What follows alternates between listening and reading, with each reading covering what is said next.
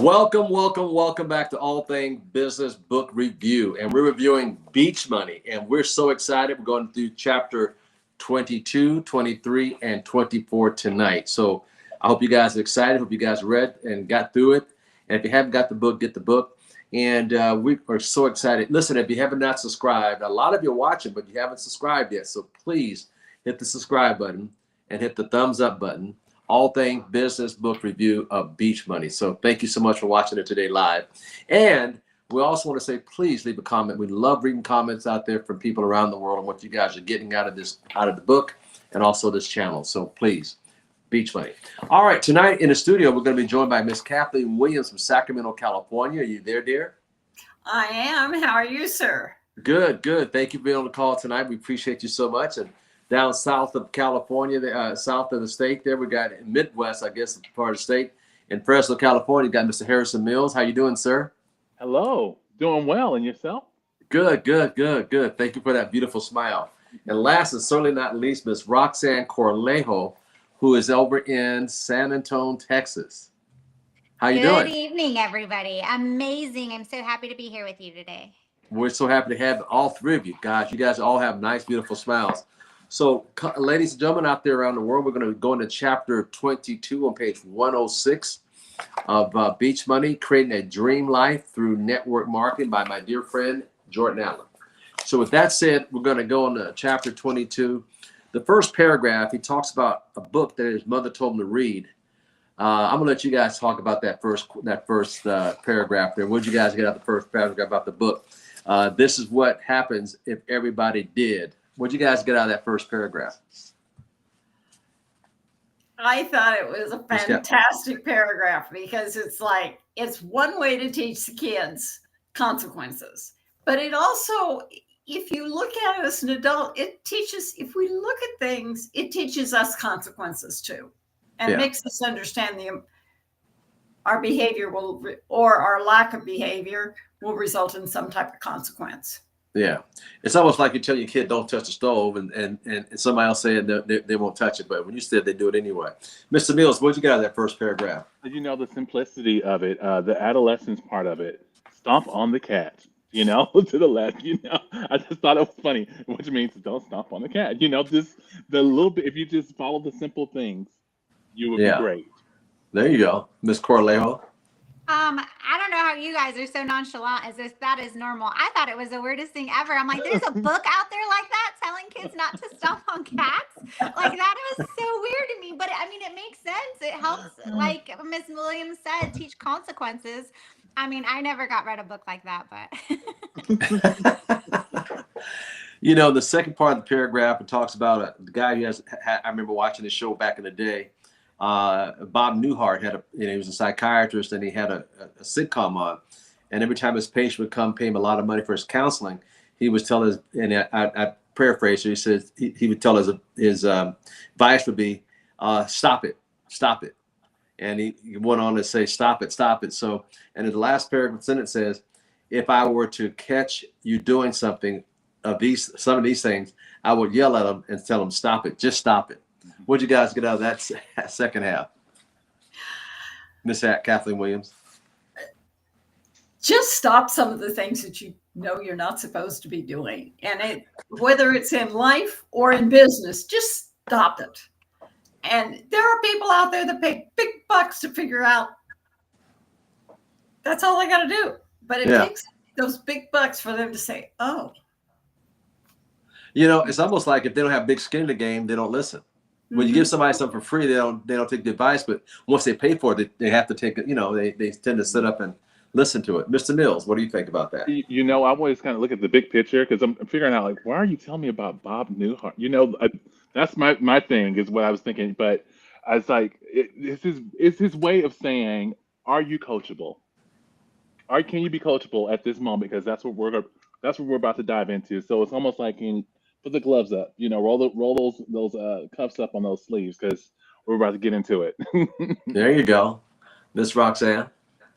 I just love the simplicity of it. When I read that, I put the book down and I Googled it and I looked it up and I saw the video and it was funny. But it was just, it brought in the simplicity of everything, and it didn't matter what. He just said, well, just stop it. Like, it's that simple. And it was so funny because it was so stuck in my head that I actually used that with someone in a conversation later on that day.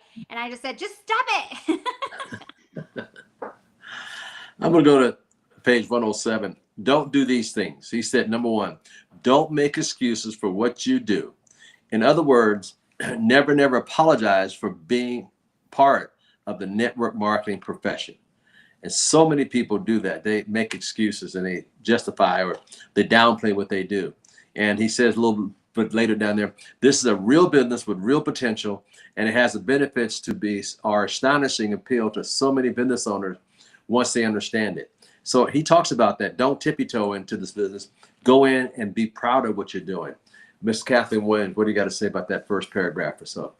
That first paragraph reminds me that it's something that leaders need to teach their new people that are coming into the business to establish pride in this business, because many people have a negative attitude about network marketing. And as a result, people they go timidly into it and don't want to admit that it's network marketing. That's so true. They're almost like they're embarrassed or ashamed, or their friends look at you had to stoop that low, but you couldn't get nothing better. I mean, isn't that bad? Anyway, Mr. Mills. I guess when some sense of the word, it kind of tells me, have some posture in what you're doing. If you're going to do something, do it. But then the other thing is it's kind of going around like, hey, some people kind of, the way they talk to people, like, hey, you want to be part of this hustle? I got a hustle going on this side. And in my head, I'm thinking like, this 6-figure kind of, I'm like, that's a pretty good hustle. If you call that a hustle, that's a pretty good hustle, So just in the way that you even speak your language and how you speak about it, having posture in how you say it. Yeah, so good. Miss Roxanne. Absolutely. I mean, just to go ahead and repeat what Mr. Mills was saying, it's about the posture. I remember one time I had someone approach me about a business opportunity, and right in the very beginning I said, is this network marketing? And he started backpedaling and started making excuses and stuff, and I said, hold on, you don't even know my take. I like network marketing. But he was already apologizing for something I actually enjoy.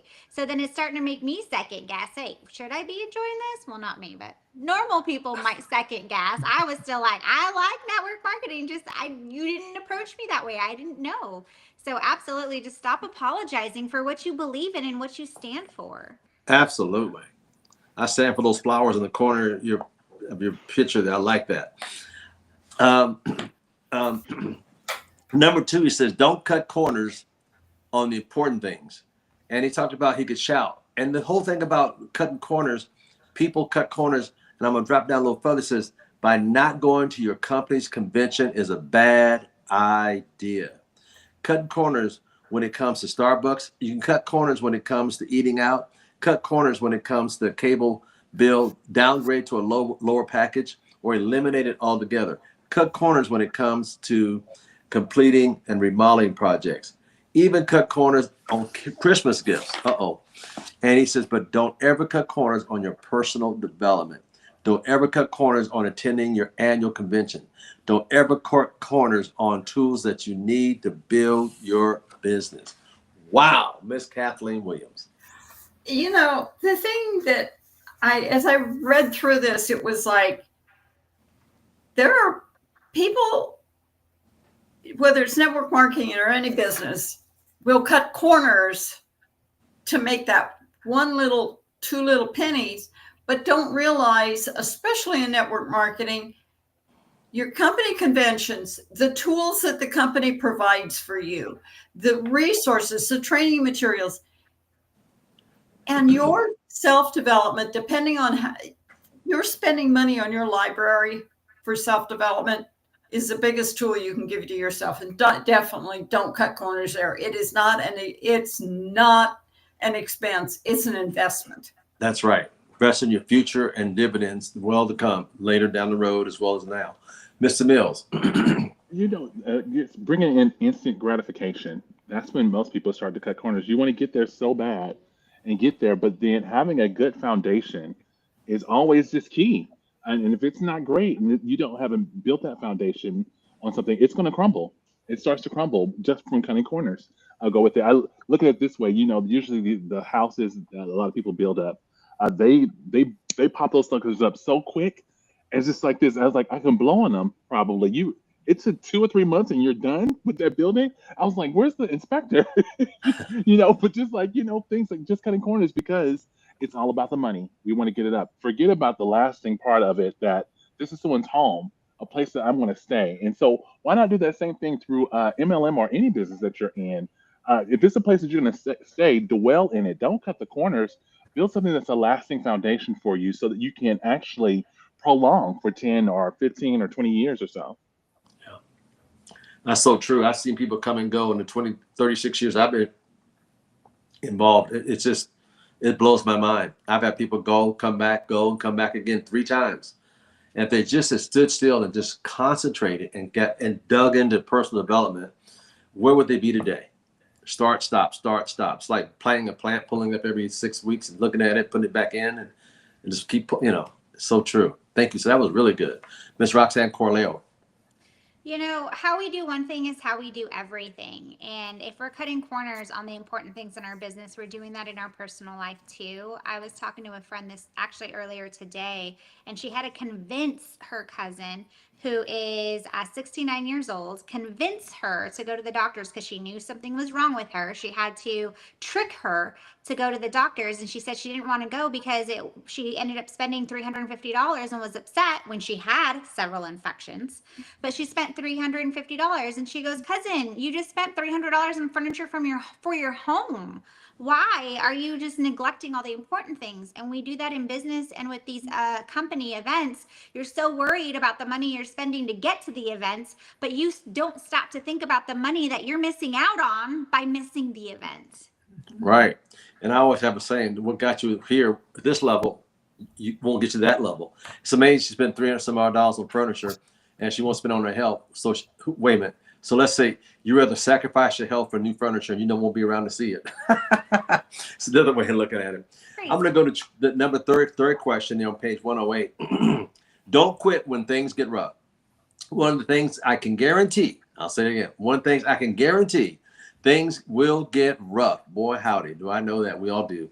And he says things will get rough and you will want to quit. We all do.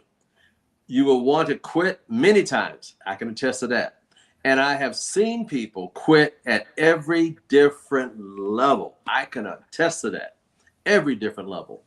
And I know a lot of people who quit before making any money at all. Ooh, wow. I even have a friend who would quit that was making over $100,000 a month. Now watch this. Hello, $100,000 a month and quit. He got into a fight with the founders of the company and chose to walk away from a $1.5 million business. People quit at all levels. People quit for their own reasons. I also know that a number one reason for failure in the business is throwing in the towel. Most every failure in network marketing business happened because someone chose to call it quits. I almost have 100% of the time, almost 100% of the time, it was things that got too difficult to continue. I before I comment on this, I could go back and think of something. A vice president in my first network marketing called Excel, Steve Smith was a vice president, and he said, "I've seen people quit all the time." He said, and I remember saying this from stage. He says, "However, here's a perfect letter that I got. I would read it, and this is what it would say: Steve Smith, I've quit things in the past. I quit things. I know I'm gonna quit things in the future, but right now I'm quitting Excel." He said, "I accept that letter because at least they know they're a quitter." Ain't that amazing? Miss Kathleen Williams, go ahead and comment. My comment is, as I was reading this, I'm sitting there thinking about being in multi-level marketing, and it's like I've seen that happen. People, and I sit there and go, "You're making that much a month, and you're still quitting. I don't get it, but okay, whatever."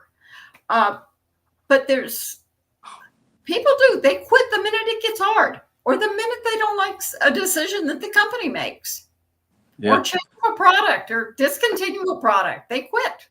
Oh yeah, trust me. In 36 years, I've seen it all.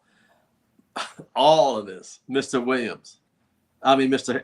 Harrison Mills. I'm sorry. No worries. I'm getting all. I'm thinking about a guy in my head right now. I almost gave his name away. Oh, I hope it And don't his look last like name him. is Williams. I hope it don't look like him. Was he making 100,000 a month? Not too. Oh wow. Oh yeah, So, I've seen people. I mean, I remember. Yeah. I've seen it. I've seen people making close to that. That just I'm out. Instead, It's I'm like, out. Yeah. Well, here's the thought. When this happened, when this guy, I'm not gonna say a name, but when he quit, I'm like, if he just sat back on his rear end and collected 100, I mean, he could collect it about $1 million a year if he just sat back, did nothing. But he got mad and went somewhere else. I said, what? Wow. Just all because I'm hearing is he could have sat there, been upset, and not worked for maybe a couple of 3 or 4 months, got some therapy, and came back on air. Oh my God, I've seen it all. I mean, yeah, it's so true though. You would think people making that kind would not. No. Pride and ego. I was gonna say we're all human, right? That's all I can say. I'm gonna start off with that. I say that because Jordan Adler said at the beginning that even thinking, I made 1,000, and now you're thinking, well, can I make 2,000? Can I keep this? Then 2,000, then 50,000. Can I still make 50,000 a month? And then so just human nature. I'm gonna just go with that. I'm not gonna hit you off that hard. Oh my God, I've seen all this, and so has he.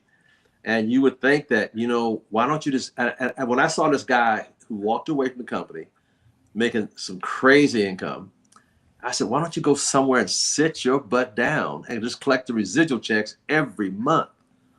But his ego couldn't let him do it. I've seen it. Trust me. I mean, you think they stop at $1 or $2 grand? I've seen. Oh yeah, it's true, Wow. Miss Roxanne. Oh yeah. Well, I mean, like you said, it's pride and ego, but you think you're hurting other people when you want to do that. And it's ridiculous because you're not quitting on your sponsor. You're not quitting on your upline. You're not quitting on the company. You're not quitting on the owners. You're quitting on yourself. Mm-hmm. And if you could just stop and reflect and think about that for half a second, I think they wouldn't, but they don't. They think they're quitting on everything else but themselves. And that's not the case. All you're doing is quitting on yourself. Yeah, that's so true. I can remember another situation when we came over to this company, the company. This one guy's ego got so big he left because he let's just say we just ran some serious numbers and he couldn't handle it, and he was so used to being one of the top dogs and just couldn't keep up to the pack, so to speak. In another case, I'm thinking like, dude, just go somewhere and sit down. Just go somewhere and sit down. We're just, and then 6 months later, he was in something else, and then something else was like, oh my God, anyway. You see Miss Ursula's comment: winners will win and quitters will quit. Yeah, it's and inevitable. all levels. Oh, absolutely. All right, let's drop down to number 4. Don't go all the way on the first date. He said a relationship must come before marriage. Focus on getting to know the other person and understanding a little bit about what makes them tick. And he's talking about getting to know people. Just don't go for the jugular vein when you first meet somebody. Get to know them, the likes, the dislikes, the family. Get to know something you can bond with. So that's what he was talking about here in that part. Miss Williams, you want to comment on that, please? I think for me, getting to know people, then I have a way to communicate with them. If I sit and listen to what they have to say, I can help them get what they want. And then we'll end up with getting what I want down the road. But if I don't pay attention to them, neither one will happen. Yeah, that's true. That's good. Mr. Mills. This is pretty good. Number 4 hits me hard. I just honestly had the privilege of training on this Saturday, talking about going all the way to the first date, which we were talking about empathy, having a little empathy a little bit. Find out and see what their why is, what your customer why is. Just from there, empathy meeting consistency will actually probably have enrollment. to the point where the last question they ask is, how much? I don't Yeah, even care what it is. You cared. I love it. Thank you, sir. Miss Corleo. Yeah, the title of it threw me off. Don't go all the way on the first date. I'm like, ooh, what are we talking about now? What happened here? But I did have a conversation with someone who's been plugging into these, and he was a little confused, and he was saying, well, you guys are saying get to know people and take some time and all these things. And I said, that's cold market. Like, there's a difference between cold market and warm market. And he thought we were talking about going slow with your warm market. I'm like, you already know them. You know what their dreams and aspirations are. You know what they do for a living and how they want to support their family and all these things. So I had to really let him know, like, this conversation when we're talking about getting to know people is just not just bombard them and fire hose them with the business if you don't know anything about them, because you don't know where to lead them. That's so true. That's so true. And that's a good point. Cold market versus warm market. And, and people would, yeah, that's so true. People need to think about that, but it's you made a very good point. I like how you brought that to that person's attention. I'm going to go to page 109, number 5 says, don't say, I just got into this little business. God, why would you downplay it? Because we want to be comfortable. And it says, I'm gonna read the first paragraph. It's not a little business. This statement plants a seed in the mind of your potential distributor that what we have here is just not such a big deal. Not such a big deal. It is a big deal. It's a multi-million-dollar enterprise that is transforming a generation of business people. Man, I like that. Miss Williams, the rest of that, It's loaded because it is. Network marketing is a huge deal. And I don't think people have any idea how many companies fall under the umbrella of network marketing. Yeah. There are, you name it, they're there. Some companies have uniquenesses that others don't have. But there's, you name it, there's the gamut. And yeah, there's money to be made. Yeah, it is. And I think what happens, the people that they listen to, their family and friends, don't know anything about it either. So they talk about it. People tend to talk about stuff that's a threat to them and they don't understand and don't want to understand. And they want to have their tunnel vision on and can't see, don't want to see. But once you understand everything in life's network marketing, think about it. I don't care. The military knows it works. General, colonel, major, captain, sergeant, all the way down to the corporate, to the book price. Everything in life's network marketing. Corporate America, president, vice president, upper management, lower management, supervisor, got the big belly, tie whip to here, all the way down to the supervisors and the workers. Everything in life's done that way. And if people don't realize it, the company they work for is network marketing, but they don't see it because they haven't been trained to see it. So we hope this opens your mind up, and I'm not here to be derogatory about it, but we're here to open your minds up to everything in life. You show me what isn't, and I'll show you that it is. Starbucks is another crew. Matter of fact, if you go into Walmart, Costco. No, Sam's Club, excuse me. It's on the wall of Sam's Club. The hierarchy, one president, it's on the wall. They're actually showing you on the wall there. Anyway, I just get kind of worked up on that. Who did I leave off with no comments? Mr. Mills, I believe. Huh? I'm right here. Hey. I just get worked up when I read that part. That just got me going. I think we're on number 5 here. Hold on, let me go. I dropped my book open. Yes. Don't say I just got into this new little business. And this little business. Here's the thing, I guess, with me. Okay, I like chick flicks. Okay, I'm gonna put that out there. Okay, and so it had me think of one chick flick, Bring It On, and there's one lady. She was basically cheerleading. Tumblr. They were trying to make her look like she's this, she's little, she's not all of that, And the lady told her, hey, Missy's the poo, so take a big whiff. And that's how I feel about this. This is no little business. This is the poo. This is the poo. I like that.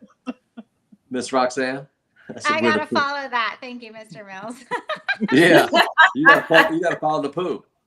So, this is just the mindset of someone that misses events, That's truly Mhm. what it is, because they haven't got to see the big picture of everything, and they're just so small minded because they haven't been able to. I know my first event, walking in with an arena full of 20,000 people, and the music and the energy and the vibe, I just instantly was like, this is home. I instantly felt Mhm. like my place and where I could make a purpose. And it just means that they're missing the events. Yeah, I love it. Matter of fact, here's one of the things that Sam's Club shows it. Look at this on the wall, Mm. Sam's Club. Wow. Isn't that crazy? Everything in life's network marketing. And I used to crack up when I sit down with people and they're really analytical, very anal about certain things. I would say, excuse me a second, I want to show you something. And I would show this and I would keep it with me. And it says a detailed explanation of our market plan, how it works. 2 rabbits, got 2 rabbits, got 2 more rabbits, I got 2 more rabbits, I got 2 more rabbits. But it all started with 2 rabbits. A detailed explanation of our market plan, how it worked. So I would have people just sit there and just laugh at themselves when they saw that, because we're going to complicate something that's just so simple, All right, let me move on. Let's go to let's go to number 6, Miss Kathleen Williams. Don't talk about the business. Talk about the business can be a kiss of death. First of all, it doesn't usually work because people you talk to hasn't seen what you've seen. And that's what you just said, Miss Roxanne Corley, and also Mr. Mills. People need to see it. I don't know about you, but I have caught myself in a number of times beginning to tell people about the business and starting to drift. And he said the thing about it, they have to see it. Once they see it, it makes sense and their light bulb goes off. Miss Williams, you want to comment on that? It's very true. They will ask a question. You start fire hosing them with them, even if you start answering any of their questions, until they see it in context. They don't understand the concept. And Yep. many people just want the concepts and not the context, or the other way around, either way. Very true. Before you comment, thank you for that, Miss Williams. Before you comment, Mr. Mills, I'm going to go to the last sentence on that paragraph there on number 6. He says, refrain from talking about it. That's what he just said earlier. This is what I love. Set up a time to meet and take a full 30 minutes. That's all I do on mine is 30 minutes to 1 hour to show all to them from start to finish. Usually 30 minutes, they should get it. And that's why when I do 30 minutes, see, there it is, 30 minutes. And I tell people, look at the time, 30 minutes, because it makes sense. Now they can make an intelligent decision. You want to comment on that, Mr. Mills? What a business. I mean, 30 minutes. And after this, we can, I don't know, let's go have some, I don't know, go sail off into the sunset, or go, have some pizza, or, but that's the business right there, belly to belly. What a business is all I can say. And how many times can you do it? That's so true. That's simple, real simple. See, making money is simple. People complicate it. Miss Roxanne Corleo. You cheapen the opportunity when you just fire hose people about the business in the middle of a parking lot or in the middle of a party, and they're not paying attention anyway to start with because their mind's somewhere else because they're doing something else. Mm-hmm. You just cheapen the opportunity, and being able to get people focused. I always ask, do I have your undivided attention? When's the best time I can have 20 minutes of your undivided attention? Just so they know how important it is. Wow. That's so true. Get their attention and get their permission to have your full attention. That's powerful. Wow, ladies and gentlemen out in the audience, you guys catch that one? Hey, I want to thank Miss Lorraine out there, one of my biggest cheerleaders out there on all the calls we do, and we thank you folks from around the world that are calling in today.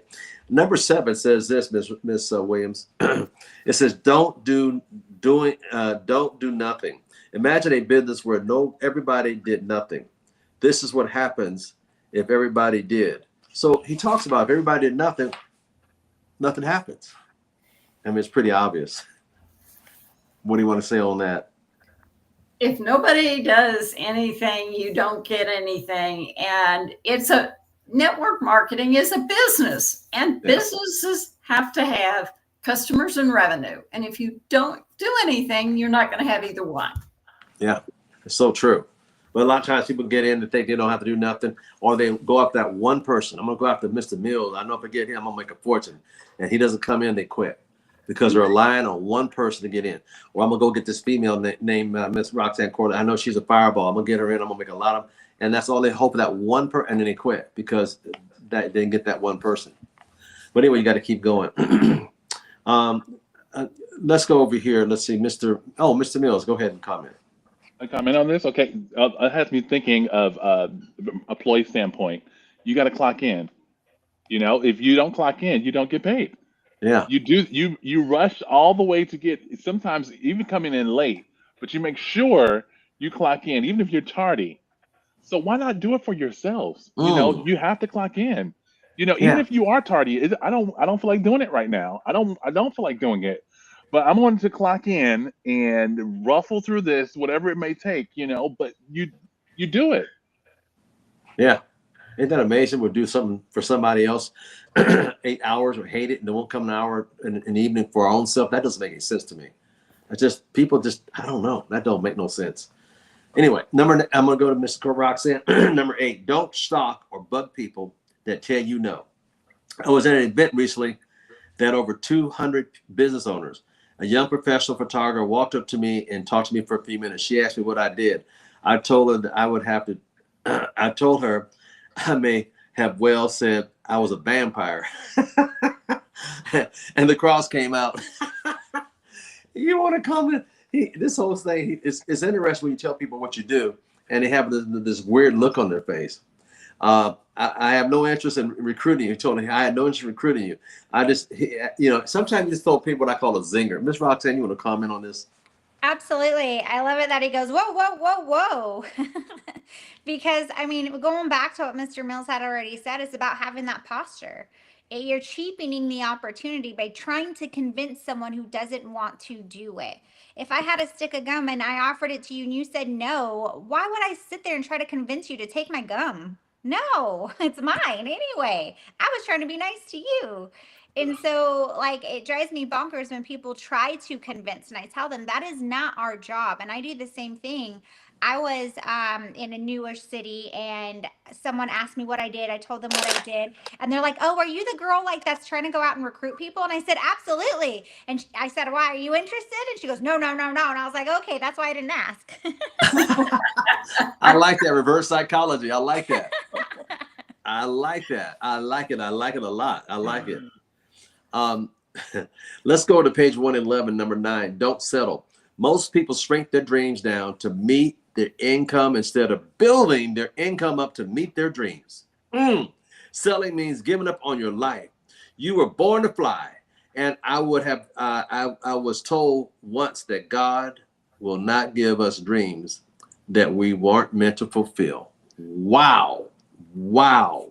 Wow. Wow. Wow. And it goes on talking about winners don't quit and losers. Well, anyway, Miss Williams. You know, and it's true. God does not give us what we are not capable of doing and should do, even our dreams. And unfortunately, people have been put down, told no, do whatever, and had their dreams shattered and said, oh, you're stupid for having that dream, or that's the craziest dream I ever heard. And over time, people just give up on their dreams and don't try to reach them. Yeah. But you notice I noticed, Miss Williams, all winners don't listen to what the naysayers say, because everybody successful had at least 5 or 10 or 20 naysayers around us. Everybody, without exception, everybody had been told they can't have, they can't become.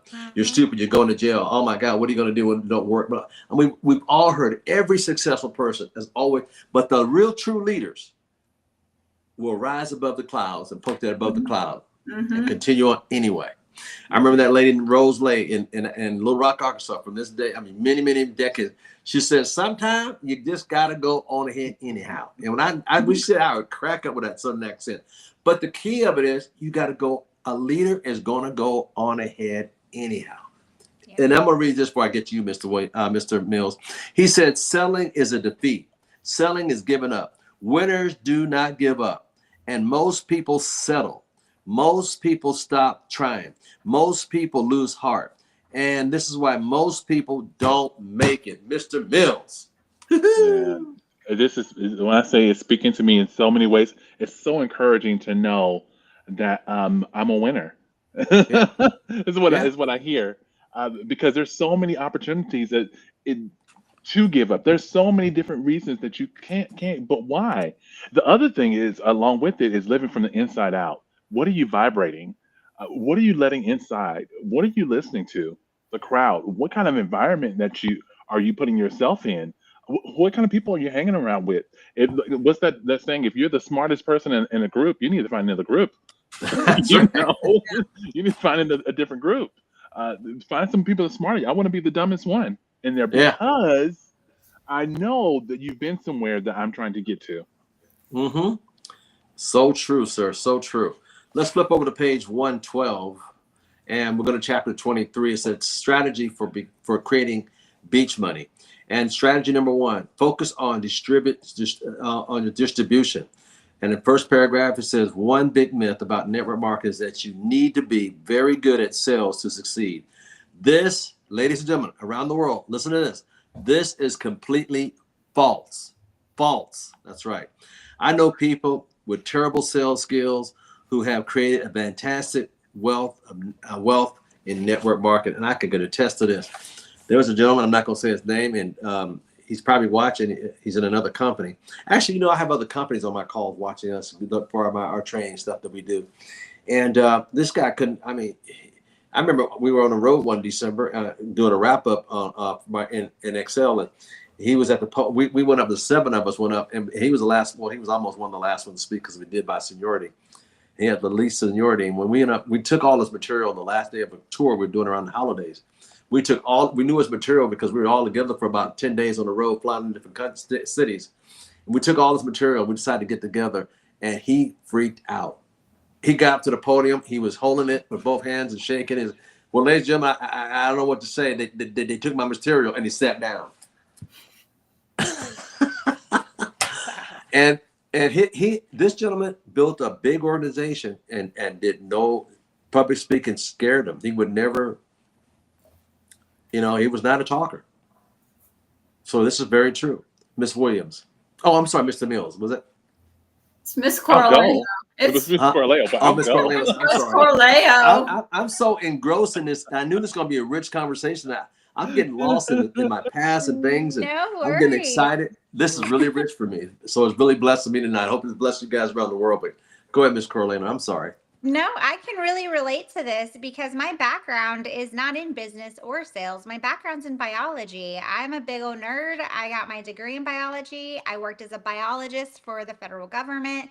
And it definitely, when I came into network marketing, I did not come to it thinking I had to sell anything. And that's the number one thing I hear from people is I'm not good at sales. And I say, great. Me neither. I'm an educator. Like as a biologist, as a nerd, I want to tell people how things are and how they work. And all I do is share. That has what's contributed to my success thus far and which will contribute to my future success as well, is just by sharing the information. Just getting that out there. I do not convince, like I already mentioned. I don't sell. That's all I do is those people that are interested come to me. Yeah. When people say that they're salesmen, that's what I say to them. Good, because we're not looking for salespeople. Because I don't see, they got this preconceived notion, and they're all wrong. They're all myths of what they know. And then when they sit down and see, they're like, wow, this makes a lot of sense. Mm-hmm. Wow, this is great. I'm going to go down to the last paragraph, Ms. Williams. It says, don't get me wrong. I love the sales profession, but I know that a focus on sales will yield you very little in this industry. Here it is. Selling can certainly give you a nice income, but let me say but it is a linear in nature.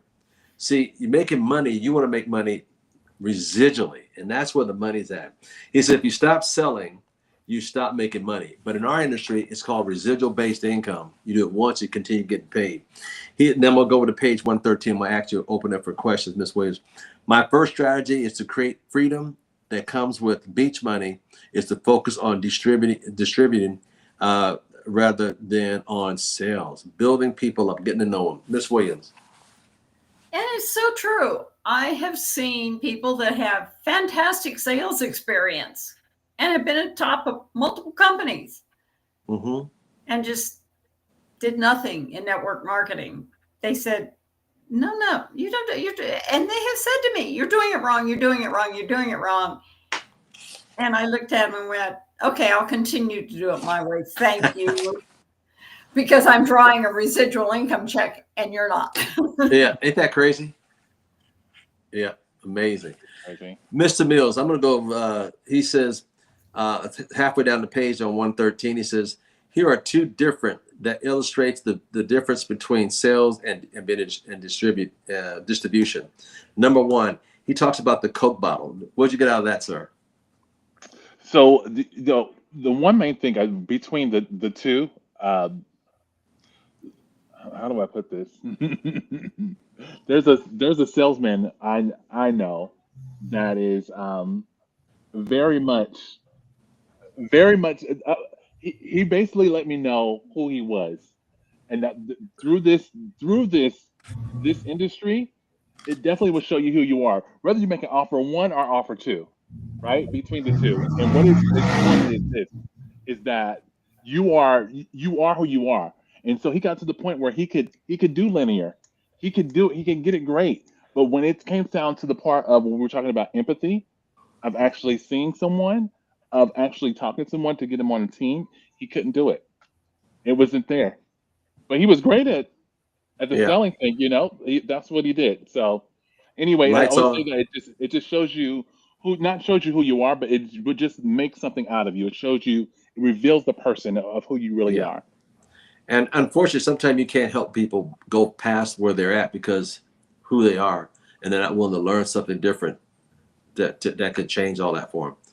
I'm going to go offer number two, Miss Roxanne Correlator. Give me what he talked about when he was selling a vending machine for $1,000 or sodas for each $1. What's your take on that? I said, sign me up. He already sold me. He said free maintenance. He just kept saying, oh, it'll be expanded in other places. And I'm like, let's go. And so when I was reading these options, I'm like, okay, offer one sounds great. Offer two, oh my gosh, I'm already in. Like I'm sold. Mm-hmm. Very good.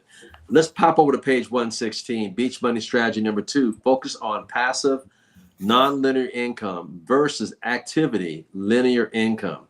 The first sentence says, you always get what you focus on. So true. I can emphasize this enough. I can't emphasize it enough. If you are working towards getting a better job or getting a better raise from your boss, you'll never have beach money lifestyle. Wow. Wow. Wow. Wow. Miss Williams. You'll never have it. You can never make the same kind of money. You can look at people that have linear income and they don't make the same kind of money. And if they make half as much, they work 10 times as hard. Yeah. I'm going to drop. Thank you, dear. Thank you for that. That's so true. And then they always got the hand off for a raise, thinking they didn't bring me more value to the company, but they want a raise for being there for so much time. Mr. Mills, I'm going to drop down. He says, there is a learning curve here by getting involved in a part-time opportunity. Right away, you will begin acquiring a mindset and skills necessary to produce your beach money lifestyle. Don't just talk about it. Don't just plan on it. Do it. I had to do it in. What do you think about that, Mr. Mills? Beach money lifestyle. That alone, just like what are we talking about? Beach money life. No one uses that kind of language, and that alone has me invested. Not just talking about it, but I want to plan on it. I want to look forward. Just from that part there itself, as I said at the very beginning, you always get what you focus on. Mm-hmm. Very true. Very true. Good point. Miss Roxanne, I'm going to go down a little bit further down, a couple sentences from the bottom. Ask yourself, if I worked at this for the next 5 years and then stop working, will I be able to live comfortably in the locale of my choice, the beaches, the mountains, the desert? And the answer is no. then find an opportunity immediately that can create a passive, nonlinear income that you need. Go ahead, young lady. Ta-da! Of course, this speaks to me when you always say we don't know where Miss Corlejo is around the world right now, because that's me. I mean, I want to travel and I want to be in places, but it's also the people I surround myself with. I was speaking to a physician's assistant yesterday, and she just got back from a long Italy trip, a trip to Italy, and she says, "I'm done." She's a physician's assistant, and she says, I need to stop seeing patients. Like, this is what she went to school for, has her whole career, said she'll never get rid of her license. And now she was like, nope, I'm done, because that's linear income. Doctors are linear income. And she's like, I just want to be passive. I'm done talking to people. I'm doing what I need to do. I want that beach money. Essentially is what she said. You just remind me, I got to call my doctor tomorrow. He called me today. I got so busy today, I didn't get a chance to call him back today. That is so, call doctor. Okay. Oh my goodness. Anyway, I thought of something funny right there. Miss Kathy Williams, I'm going to go to page 117 at the top. It says strategy number two. Number two, it says become the most well-connected person you know. To be a beach money entrepreneur, you must attract well-connected people. A well-connected person is someone who has lots of great relationships with people in his or her network. Well-connected people don't need much help in growing network quickly because their network is already in place. They have already established strong ties and trust and can easily and quickly assemble a team. Successful people are well-connected and attract other successful people. So the best way to attract a well-connected person is to be one. Wow, Miss Williams. And that's true. The well-connected people. Do you know an electrician? Oh yeah. What area and what do you want done?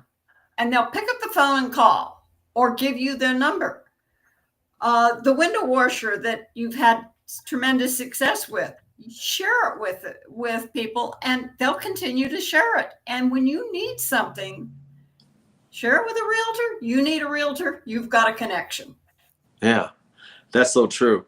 I thought about the guy who I just had my car painted a couple of weeks ago. This guy said, whoa, I said, you know anybody do window tinting? Got you. I said, you know somebody do? I got you. I was like, man, you're so connected. So while my car was getting painted, the guy was doing the, I was like, at the same time, like, wow, I never, to get the right people who are well connected, no matter what level of life they're in, because they know people. With that said, Mr. Harrison Mills, I'm going to ask you to comment on that. The power of referrals is what I'm hearing, and that is one thing I'm working on with my community is reaching out, changing my systems so that I can be well connected. To know the well-connected through the power of referrals. It's not just about getting this person in, but who do they know? Going through that person, there's a door that's there. This isn't the stopping point. You have to open the door to get through to where it is you need to get to. Great. That's very good.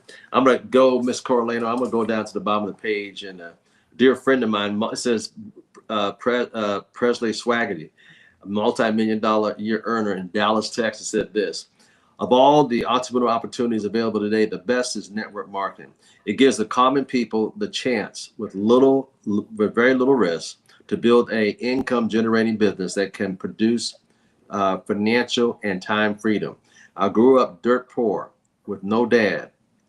Taught math and coached basketball for 16 years and always struggled financially. However, because of network marketing, I have been blessed to make millions of dollars, live an amazing lifestyle, and help thousands of people improve their lives. You can do and have more with network marketing. Wow. You want to comment on that statement? Absolutely. So I love that this quote is under become the most well-connected person you know, because we keep talking about it. It's who you hang around with and who you know. And the fact that I know Presley Swaggerty personally, I'm like, that just popped up. And he's just talking about being a teacher for 16 years. He got his education. He did what he had to do. Like, that's a big thing to graduate college with a degree for someone that's grown up dirt poor. They always say that you will never even reach that level. And when you do, that's success. And he was on that get rich never path, being a teacher for 16 years, I love the fact that he just automatically wants to share this with every single person, no matter their background, no matter their color, no matter their race, no matter their religion, because he sees an opportunity here. And I know that personally from him. And I'm like, hey, I'm connected. Let's go. I can't wait to get there. Yeah, there you go. I've been knowing that guy for 30 years, 30 plus years, probably 32 years. I've been knowing him. All right, let's jump on to page 118. Beach money strategy number 4. Make sure your environment supports your cause. Wow. And I'm going to drop down. He says, I set up a lemonade stand and offered customers a refill for extra nickel. And he talked about him starting off with a paper route, and then he went from there. And then he learned some things from his parents, because an entrepreneur stuck with him through college, and he wanted to do something more. And he felt pulled in 2 different directions. His spirit was pulling me toward the business, and most of my friends would pull me, said you were a nutcase. So what do you think about that, Mr. Harrison Mills? Miss Kathleen Williams. I'm sorry. I'm so involved with this because I know these people, intimately. So Miss Williams, I'm sorry. It's very true. There are people that have and are meant to be entrepreneurs, and there are people who are made to be W-2ers. And the entrepreneur can very much be told they're dumb, they're stupid, it's never going to work, and be put down continuously, and eventually have that entrepreneur dream crushed by some people. Yeah. And I think the real superstars will continue on anyway, because it's in their guts and their spirit. And like you said, his friends will call him a nutcase. Mm-hmm. The average person would have quit right there. But that's why superstars are not average. Mr. Mills. Love it. And here's the thing for me. I never saw myself as an entrepreneur. I didn't think that would be a path that I would actually look into. I was just like, hey, I'm going to be working. This is what I knew. And someone kept on introducing. There were several people that kept on saying, why are you doing this? And I'm like, what does that even mean? Like, say what you mean what you say. What are you trying to tell me? But the whole time they're trying to tell me you belong somewhere else. And everyone believed that except for me. So it just has me thinking of this. Be sure your environment supports your cause. And I was in the wrong environment. And that's what they were trying to tell me. I was in the wrong environment. And once I found home, once I found the atmosphere of ACN, my mouth was literally, wow. I had no clue, but I knew I had found home. Never knew what was going on, so I'm thankful. Mm-hmm. There you go. Miss Roxanne, let's wow. Go ahead and comment on that, dear. Yeah, I mean, it's something I hadn't thought about in years and years and years and years and years is I guess that entrepreneurial spirit was always within me, and I just had ingrained in my mind that I had to go that college route and that biology route, science route, all that stuff. But I remember being younger, oh my gosh, like I'd had to have been like 6 or 7 years old, and this is when we had to be back before the lights turn on. It was okay to kick kids out of the house all day. And my mom had no idea what we were doing, but we would make mud pies. And we would go door to door and sell mud pies. Y'all, if you can't sell your product, you're doing it wrong. I sold mud pies for change, and people would answer the door and hand me change. I keep my mud pies, though. They didn't want to take them. Okay, you gave me an idea for a new business starting tomorrow. Okay, I'm going to go to page 112. It was really good. Selling mud pies. I did TV guys door to door when I was a kid too. It's amazing. He had all these things door to door. We all have it in us. Some people just suppress it, and some people just are not meant to. They don't have any get up and go about them. When I take my walks in my kid, there's one lady, she does her smiles. She does this, it's just like a walking zombie. There's no, you know, you go around the back door, knock at the door, lights go off. I mean, there's nobody home. Nobody home. It's sad though. It really is. On page 120, second paragraph, he said, start surrounding yourself with other like-minded people right away. Make friends with other entrepreneurs. You'll find that when you're around other people who are all also building businesses, you'll get the encouragement and support that you're looking for, and you'll learn how to handle emotional ups and downs in the business for yourself. Read biographies and autobiographies and successful business building. I can attest to this. And as I'm thinking and reading this, I'm thinking most of the friends I'm around are all entrepreneurs. I just thought about that. So true. Wow. Miss Williams. And it's true. And when I started network marketing, I was a W-2er and I was getting no support. And the ironic part of it is I always felt like once I got into network marketing, that's where I needed to be. And it was in my history. It was in my familial history that it was there. But my parents didn't do anything to support it. They discouraged entrepreneurial activities. And that's so sad. And then when you got around other entrepreneurs, you feel like, okay, my spirit, I'm at home. Mm-hmm. I'm at home. Yeah, it's so many parents, you know, kids, they live precariously through their children. They want to guide them one way, and the kid may not want to go that way, but God wanted them to go. But they just want to, you know, it's so sad. It really is. And I see that so much when my kids were young in high school at the, you know, private colleges and stuff they went to. It's just so sad. You know, it really is. Mr. Mills, I'm going to go over to phase 2. It says later down in phase 2 on page 120, phase of acceptance. When you first share your business ideas, you are labeled as crazy. Next, once you have some success, you are labeled a visionary. Number 3, when your business ideas make you wealthy, you are labeled as lucky. Go ahead, sir. I know you. Look at your face. Hey, I look at it as the hazing process. This is, you got to have some hazing to go along with it. The darkness then coming out to light. That has me thinking of this. Like, you know, everyone thinks you're crazy, crazy, crazy. Then all of a sudden, you know, you do something right, and it's like, oh, I knew you could do it all along, kind of thing. Oh, did you? All of a sudden, your language just changes. You know, like, but the lucky part, I can't wait now. Oh, you're so lucky. I can't stand that word. It's like a bad word. You know, if anything, abundance, blessing. But lucky, yeah, that's what I am. I'm so lucky. Okay. Yeah. I've had 2 friends that parents had nothing to do with them. They told me you're going to jail. This is illegal. I mean, I remember going to one friend's house and eating once a week, and his parents were just, you know, what having it. And I remember that when they made it, his dad said to him, I knew you could do it, son. I knew you could do it. And I'm sitting all along like, oh my God, you didn't say that for the last 5 years.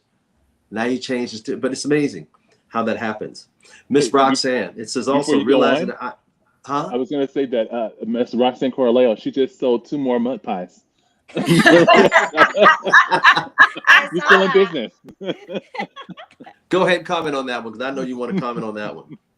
Yeah, absolutely. I mean, it's crazy that they take that away from you, that they automatically, I had one person tell me when I first started network marketing and I showed him the business, and he said, well, don't forget the little people when you get to the top. And of course it was sarcastic and it was like, oh, like whatever. But my response was, I said, no, why would I ever forget about you? I will remember that I tried to bring you with me. And that completely silenced him. Yeah. Isn't that amazing how they all say the same thing, like ducks, quack, quack, quack. They all say the same things, you know. Miss Kathleen Williams, realize that last paragraph on 120, realize that I'm different from most people was a breakthrough for me. And I think differently. And although there were many people who think like I do, but probably one of them.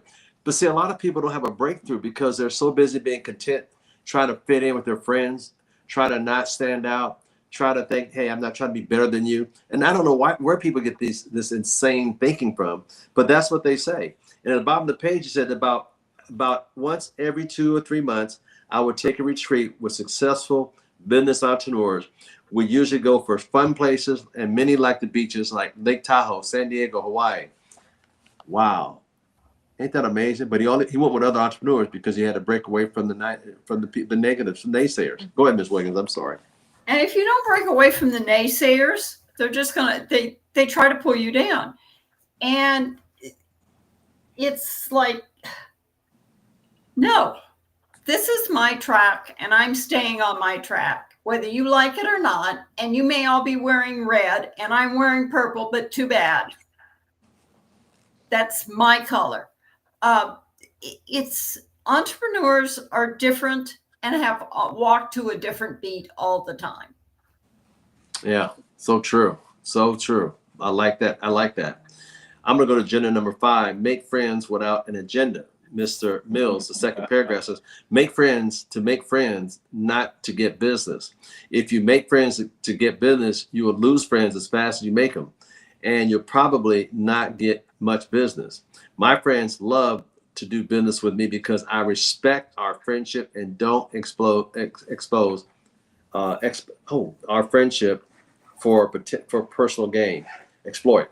Isn't it amazing how some people can feel you coming out of because you just want to do business, get your business, and other people just float into a relationship and just want to build, like Miss Corlando, just want to be a friend, and then build that friendship and relationship. Go ahead.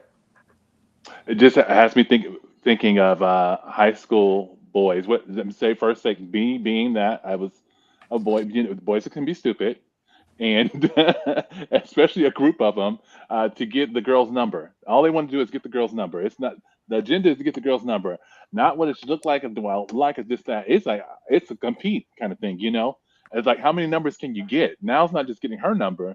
How many numbers can you get, kind of thing? Where you forget about the whole purpose of the whole thing. But like I said, guys are stupid. They learn a little bit when they get older. They mature, But yeah, that's what has me think about, So it took you back to your high school days. You're getting numbers, huh? Guilty. Yeah, you'd have told on yourself. Guilty. All right, we got to move off that one, go to something else, Ms. Roxanne. What he says in the last paragraph, he says, what's the difference between telling someone what you do and trying to get them into your business? Really, it's all about your intention. That's a good one for you. A doctor will tell you that he's a neurosurgeon and not try to convince you that you need to become a neurosurgeon. So when we are talking to other people about what we do in our profession, why don't you just speak about it that way? Have that confidence and that posture. And it's so difficult for some people to get off the recruiting mindset. I was speaking with someone earlier today and she kind of laughed and she said, my friend said, are you selling sandals yet? Because I need sandals. And she said, it doesn't matter what I'm selling. My friend is always buying. And she will always buy from her because she never pushed her. She's not in her business, but she's never pushed her to be in the business because she respects her friendship above all else. Yeah, that's good. That's so important. Friendship is so important. And that's what he's talking about. Perfect. I'm going to go to strategy number 6, creating memorable experiences with yourself and for others. First paragraph says, relationships are the glue that holds the team together. Team that plays together stays together. There's nothing like getting together with a bunch of people who share the common vision. And he talks about that, having fun with your organization, taking them out, doing some team stuff together, which I'm a big component of. And he also talked about considering social dinners with your team, corporate events when you're there, get together with your team. He talks about also bring your team together to do other things that they'll remember and in different cities that you travel. And I'm a big component of that. I really am. Miss Kathleen Williams. By getting together, people see that you care about them. Mm-hmm. Yeah. And they'll help you build a bigger team if they know that you care more about them than anything else. So true. I'm a big component of that my whole life. Usually the convention, extra rooms, dinners, and oh my God, I spend so much to let people know that I care. I'm going to go out my way. Mr. Mills, what do you want to say on that? Hey, this is a business that's also fun. There is some work that's involved with it, but enjoy it while you're going through the journey. Go have some popcorn. Go enjoy a movie for a second. You know, just chill out for a minute. Even if it's a cup of coffee, whatever it may be. It could be actually, you know, going fishing for a minute. It could be going for a vegan burger. I remember coming to your town, also going to movie theater at your town too. I remember Yes. doing that with a bunch of people. It's so funny. Miss Roxanne, you're so funny. Boy. Yes, I mean, something I picked up from one of my mentors, Mr. Dean Trolley, if you're not having fun, you're doing it wrong. And that's the truth of it. I can do anything in the world and be bored doing it, but I do this because I enjoy myself and I have fun. And I truly pick that up from you, Mr. Thomas. Like at every single event, I got to figure out where you are and what you're doing because you're always doing something fun and opening it up to the team and opening it up for everybody. And one of my most memorable experiences, and this is comes from the top, from one of the co-founders of our company, and he opened it up to where he had a production contest and invited us to his home in Laguna, where we drove around Laguna Beach, California in his Ferrari. Like, how exciting is that? And they already know that we have to make sure we're having fun in the process, or else nobody's going to be doing it. Mm-hmm. So true. I remember a couple times I took people on my jet out to different spots like that. I'm gonna go over to page 123, and I'm gonna talk about beach money strategy, invest in yourself and others. First paragraph says, I once was told by a top income earner that for each person I had at a company convention, I would multiply my group by 100 1 year later. That seems outrageous. And he says, he drops down a little bit further. He says, so I found two most motivated distributors who were there. And he says, I paired them together and started offering them to buy their convention tickets and told them they could split the hotel room. And he talks about how he took next page over on 124, the third paragraph. Says, I would budget 5% of my income for personal development. I purchased books, CDs each month to feed my need for personal development. Wow. Miss Kathleen Williams. I have done the same thing. And I have done the same thing and shared personal development books with people who never got into network marketing, but they read the book and called me back later and said, how do I get 2 more copies? To me, helping people grow is part of what I have to do. The other thing is helping people get to company events, whatever it takes. Build your own business, and the little money you invest will make a big difference. Thank you. You know, ladies and gentlemen from around the world is listening. One of the things you can do to grow your business, send this video out to 7 or 8 people and watch what happens for you and your business. You get curiosity, you get people want to know more about what you do if you send this video out to people, at least 7 of them, because 7 means complete. Watch what happens. A blessing is going to come your way. I'm going to go down a little bit further down here on page 124, like this last paragraph. He said, I've heard struggling distributors say that they can't afford to go and buy anything. This is a poor excuse, and it holds you back in your personal development, in your personal growth and development. You are an entrepreneur. Entrepreneurs are creative and resourceful.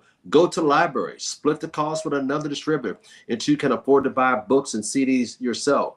There are many opportunities to attend free seminars offered by network marketing companies. Subscribe to this channel. It's all in for free. So with that said, Mr. Harrison Mills. There's no excuse. I mean, and this 2025, you have to be literally living under a rock. There's so many resources to just grab like this. Even going through your social media, depending on who do you want to follow. So I get to this point where it's like you're just not looking. You honestly do not want to be successful. You don't care about dreams. Just say, I'd rather you say that than say, I can't do it, or I can't, there's no way I can get there, kind of thing. You can be resourceful. Even the person sitting on the corner can be resourceful. They find ways of doing their thing. Hey, commercial break right here. Subscribe to the channel. Watch all the videos, at least 2 or 3 a day. Watch what happens for you. There's my commercial. All right, I'm going to jump on to page 125. It says dreams, the 8th strategy, dreams. I have had a good fortune to have got to know 2 billionaires. I've also spent hundreds of hours with multimillionaires in their homes. While there are very different personalities, I have noticed a few things they all have in common. Number one, they have big dreams and they talk about their dreams. Number two, they have magazines, photo albums of their on their coffee tables and desks that show what they're dreaming about. And number three, they read books and listen to CDs and expand their dreams. Miss Roxanne Corlano. Absolutely. I mean, I was talking to someone yesterday about dream building, and if you don't see it, if you're not envisioning it, then how are you going to get there? And you have to surround yourself with other people that have big dreams, because if someone has limiting dreams, you're going to be limited as well, because you can only see what you think you can accomplish. But if you see, that was one of the biggest things about what one of the owners of the company took me to Laguna Beach and rode around in his Ferrari to show me that it's possible, that I could be there, that everybody else on the beach was staring up and saying, hey, I wonder who that is. I wonder who lives there. Like, is it a superstar? No, it's just me hanging out. I love it. I'm going to go to the next paragraph, and I can relate. This is a personal one here. This is Jordan speaking. Coming from a low middle class income neighborhood where big dreams were not a topic of discussion. So many people there. I guess I really expected to see this. I remember sitting on the couch at this 14,000 square foot home of one billionaire. I'll tell you that name. That was Kenny Trout, my billionaire mentor too. On his coffee table was a horse ranch magazine and private jet magazine, which he had two jets, and he also had two ranches with horses. Matter of fact, his horse won a Kentucky Derby and Triple Crown a couple years back. As I sat trembling through through the magazine, he told me about his dreams to acquire horse ranches and private jets. Wow, Miss Kathleen. It's those big dreams that propel you forward. Without a big dream, you get nowhere. It may not be jets and horse ranches and big cars and big watches and that. It may be setting up a charity to take care of people. That's your big dream. That motivates you to move forward, to do things for others too. Yeah. Good. I think a lot of people need to get around people like that or whatever to give you a possibility to dream. Because Kenny came from a little place in Illinois, and he came from a lower middle income. I mean, he didn't come from silver spoon in his mouth. Trust me. But he built something significant. I had the pleasure of being around him for many, many, many years, few decades, and he taught us to dream. I mean, and so many people don't have people around that teach them to dream, to believe that they can. Mm-hmm. I think we have an obligation in network marketing to teach people that you can, if you put the work in and time in, because there's too many success stories. I see them all the time. There's too many of them. And I'm gonna read this part. Let's see, Mr. Mills. It says, last paragraph. I have many people who have stopped dreaming. And a few sentences down, as children, they almost certainly had big dreams. Isn't that amazing? As a child, I'm gonna be this, I'm gonna have this, I'm gonna drive this, I'm gonna be there. Oh my God, I'm gonna have all this. And then as we get older, our dreams get knocked down to, you can't. You want to comment on that, sir? Just because of people telling you either you can't, or life knocks you down, or this, that, you can't feel like you can't get back up, or to the point where or you get numb. I want to be at this job. Or what you tell yourself, I want to be at this job for the rest of my, and all of a sudden you're there, you numb yourself to the point where you stop dreaming. And then all of a sudden, here comes this man that speaks to you, shows you a plan that actually brings you back up to say, you can start dreaming again.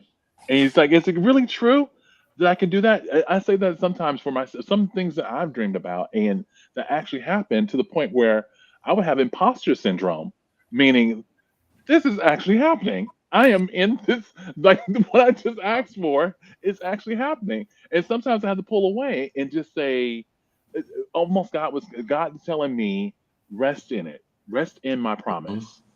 Rest in it. It's okay. Wow.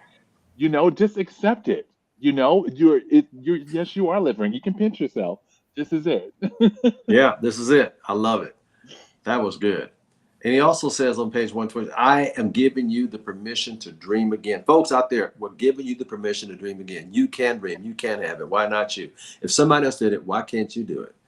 And I'm going to go over to number 9 here, Miss Roxanne. It says, act and adjust, don't analyze. And so many people, I'm going to read it. Analyzing is a process of logic. Understanding that your success is not logical. Most great success stories define logic. Think about it. Going about working a job for a living, beach money lifestyle is a brand new experience for you. That was the second paragraph. Miss Roxanne, you want to comment on that? Absolutely. I mean, sometimes I think that it just doesn't make sense on some of the opportunities that presents itself to me, and it doesn't seem logical, but I mean, I did manifest it. I did dream it. I did think it. I did surround myself with the right people. Now, it might not seem logical, but it is because you've gotten there. Just like how he had the Jet magazines and the Horse Ranch magazines on his table, these dreams that we're saying that we have and it giving you permission to dream. Are you seeing it? Are you visualizing it? Do you know what it smells like? Do you know the colors? Do you know what it feels like? Do you know your first thought that's going to go through your head? Like, which horse am I going to ride? Whatever it is, like that's what a dream is. Not one day I want to go to the Galapagos Islands. It's digging deep. I love it. That's so true. That's rich. Ooh, this has been a rich conversation tonight. I knew I was going to enjoy it because I've been waiting for this tonight. I'm going to go to page 127, strategy number 10. Focus on your people skills more than your technology skill. Typically, the people who create a technology works for the ones who have the people skill. Ooh. Let me read that again. Typically, the people who create technology work for those who have people skills. Getting really good with people by being around others who have great with people. Leadership is the most valuable skill you can have for creating beach money life. Technology is virtually important, and I'm grateful that's not everyone wants to lead people. There are those who felt left behind. Technology stuff. So technology does leave some people behind, but he talks about that. So get your people skills shined up. So I'm gonna who did I leave off with? Oh, Miss Williams, you're next. Well, what do you think about that? Technology has its time and it has its place, and technology can do anything to help build your business at time. But if you don't have the people skills, you don't sit there and listen and learn what other people want and need and what their dreams are. Your technology isn't going to do you a bit of good except feed more people into the funnel, and you're not listening to them, so they're just falling out the other end, and you're not getting any benefit from it. Mm-hmm. So true. Mr. Mills, I'm going to go over to strategy number 11, outsource as much as possible. One of my specific goals as my team grows into thousands was to stay focused. In other words, I wanted to free up as much of my time as possible. So he talked about freeing his time up because he doesn't like cleaning. He doesn't like doing a lot of things around and keeping his bookkeeping. So he wanted to outsource as much as possible. I can relate to that as well. Go ahead. What did you get out of that part? It reminds me of a book that we just read, Cutting Out the 80 and Focusing on the 20. Bingo. What can you do to outsource? What do you need to, what can you do to get, and sometimes you think it's a waste of money. I can do this myself. Yeah, but where's your time? Where's your time going? And your time is the most valuable thing that you have. So where can you focus on that 20 so that you can cut out that 80% and focus your time on what you need to? Mm-hmm. Very good. I'm going to jump over here on page 129 for the sake of time. And the strategy number 12, keep your message simple and consistent. What'd you get out of that, Miss Roxanne? Simple is the key to everything. If we overcomplicate things, they just don't come to fruition. Always stay simple, always stay consistent. That's what he was talking about, people giving up on themselves because they're not consistent. I mean, this thing here is overcomplicating for me, this cell phone we're talking about, but I just stick to the simple things and it gets me to where I want to go. So true. Let's jump on to page 130. He talked about simple stuff, extra stuff. He says, number one, get a few distributors. Number two, get a few customers. And number three, help your distributors get started doing the same thing. That's how simple the business is. Miss Williams. Amen. It is that simple. If you, somewhere in here, and it goes on later to talk about if a kid, 8-year-old can't do it, then don't do it. And the other thing is, keeping it simple makes it a whole lot easier, and you can duplicate. Yeah. Mr. Mills? Two things is coming to mind. The first is Mr. Dean Torelli, get customers and get customer getters. That's what we do. Get customers and get customer getters. I was like, if it's not as simple as that, I was like, that's enough right there, But then the other thing that also in belief in what you do, I love it. Once again, going back to my faith, you confess with your mouth and believe in your heart. And if it's that simple for an 8-year-old to do that same, he made it that simple, to have a relationship. We can do that same thing. What if we apply that all through our lives? It's the same thing, confessing things with our mouth and believing in our hearts, that same thing. Where can we be right now? Wow, good stuff. Miss Roxanne? I mean, yeah, just keep it simple. Just like everyone's saying, like Miss Williams said, as an 8-year-old, like an 8-year-old can do it. And that's me. If you come to me with a business opportunity and you overcomplicate things, my eyes go glossy and I'm not interested. And it could be the best opportunity in the world. But if you come with me to an opportunity that's not so great and you keep it simple, and I said, I'm in and I'll make it great. Well, listen, ladies and gentlemen, we are going to go around real quickly because we won't get to chapter 24 to next week. And chapter 24, because for the sake of time, we're going to go to next week to chapter 24.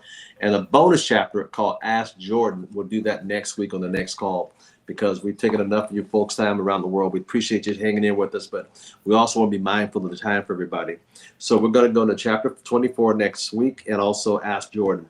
So in a word of closing, each one of my guests tonight that had tribute to the conversation, give me a little bit of wrap up, what you got out of the chapter 22 and 23. Miss Williams, and then Mr. Mills and Miss Roxanne, you'll close it out for us. What thoughts? My thoughts are keep it simple. Realize it's a very productive, lucrative business, network marketing, and go for it and don't listen to other people. Perfect. That's a good thing to say. Don't listen to other people. Mr. Mills. I'm speaking to some of those that probably relate to me in this same sense. So for whoever's listening and is in whatever MLM that you might be in, let me just say from me to you, you can do this. You can do this. And what this is saying is there is an identity that you are not identifying with. You can do this. Let's change that identity and rest in the promise that you can do it. Wow. Rest in the promise. Love it. Miss Roxanne. Don't quit. Get to your events. Don't let anything stop you. Always invest in yourself. And if you can't figure out a way to get there, get into solution mode and go sell mud pies. I love it. I love it. Ladies and gentlemen, I want to thank Miss Kathleen Williams, Mr. Harrison Mills, Miss Roxanne Corleo for joining us tonight. And we're going to wrap up next Monday, the final chapter 24 and the bonus. And I want to thank all our listeners out there from around the world. Leave a comment. And also, we notice a lot of you are watching, but you haven't subscribed. So please subscribe. That would really help the channel out. And hit the like button and also leave a comment. We thank you so much for your time. We hope you got a lot out of this. And like I said, for bonus for you this week, send this out to 7 people. Watch the blessing come back to you. Share this and you have something to discuss with people. You may have somebody who doesn't quite agree with you about network marketing. Send this video out to them. Say, check this out. Give me your opinion. Let's discuss it and watch what happens for you. Ladies and gentlemen from around the world, we want to thank you so much for your time. We want to thank our guests today. Take care. God bless. We'll see you soon.